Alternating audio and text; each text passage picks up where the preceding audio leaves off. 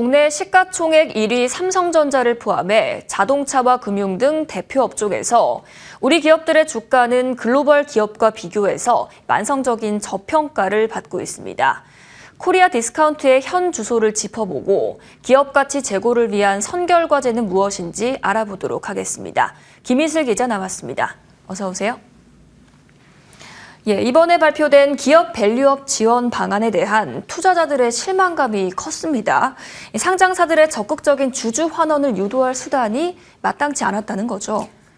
네, 시장은 적극적 배당과 자사주 소각 등 이 상장사의 기업 가치 제고를 유인할 고강도 압박을 기대했는데 실상 정부 대책은 기업 자율성에 초점을 맞췄습니다. 이 골자는 상장사 스스로 3년 이상 중장기에 걸친 주가 상승 목표를 세우고 구체적인 달성 방안을 마련해 연 1회 이상 주주들에게 공개하라는 겁니다. 이 배당에 대한 법인세 공제나 이 주주 배당 수익 분리과세와 같이 이 주주 환원을 이끌 이 강력한 세제 지원이 빠졌습니다. 이 발표 후 그간 최대 수혜주로 꼽혔던 대표 PBR 섹터, 이 자동차와 금융업종 등의 주가가 크게 하락하는 흐름을 보였습니다. 정부는 배당은 물론 자사주 소각 시 이 세제를 지원하는 방안 등을 종합해 이 상반기 중 발표한다는 방침입니다. 이 글로벌 기업과 비교를 해서도 국내 상장사 주가가 확실히 저평가받는 모습이죠. 네, 맞습니다. 이 증시 저평가 지표로 주목받았던 주가 순자산 비율, PBR로 비교해 보겠습니다. 이 단순화하면 1 미만일 때 저평가란 뜻인데요. 이 한국은 PBR 업종인 자동차와 금융, 유통에서 미국, 일본에 크게 뒤처지는 모습입니다. 대표적으로 현대차 PBR이 0.44배로 테슬라 9.76배, 토요타 1.46배보다 낮은데요.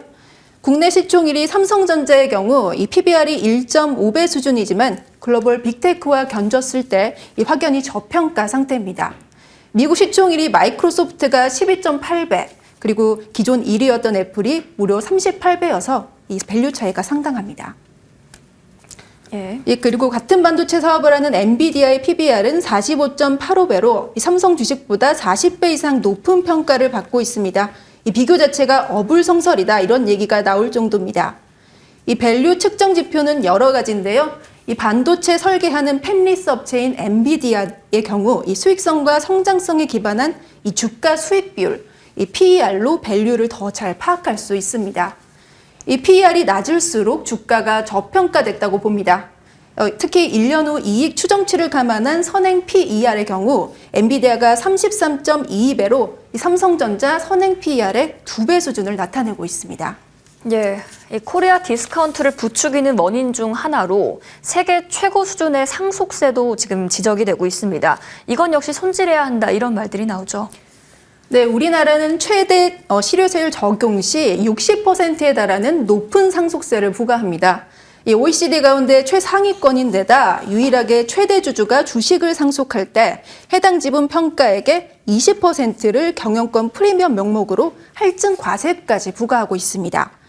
대주주는 주가를 낮춰 상속세를 덜 내려고 하고 이 소액 주주들은 주가가 오르길 바라는 이런 충돌이 발생하고 있는 겁니다. 전문가 말 들어보겠습니다. 주식 지분은 비상장 기업의 경우에는 처분하기가 쉽지 않고 상장 기업도 경영권 유지 때문에 처분이 어렵습니다. 이런 이유로 승계를 앞둔 기업들이 주가 상승을 인위적으로 억제한다는 왜곡 현상이 발생한다는 지적도 있습니다. 이 비슷한 상황에 놓인 해외 기업들은 이 상속세 문제를 어떻게 해결하고 있을까요? 네, 대표적으로 미국은 이 비영리 공익재단에 기부할 경우 이 상속세가 없어 재단을 통해서 기업 경영권을 물려받을 수 있습니다. 삼성과 같이 3대 경영을 이어가고 있는 이 월마트는 신탁을 상속에 적극 활용한 경우입니다. 창업자 샘 월튼이 신탁으로 불린 돈은 이 세금 없이 자녀들에게 돌아갔고 이 월튼 가문은 여전히 월마트 주식 절반을 보유하면서 이 경영권을 유지하고 있습니다.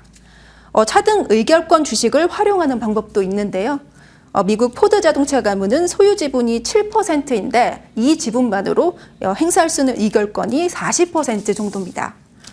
이런 방법이 불가능한 우리 한국 기업들은 계열사 지분을 파는 식으로 승계 자금을 마련하고 있습니다. 일례로 고 이건희 선대 회장의 타계로 상속세 이슈가 있었던 이 삼성 오너일가의 경우 이 납부해야 할 상속세가 약 11조 원 규모입니다. 같은 조건이라면 미국이 7조 원, 또 독일이 5조 원, 영국은 4조 원인 것과 비교해 상당히 부담이 큰 편입니다.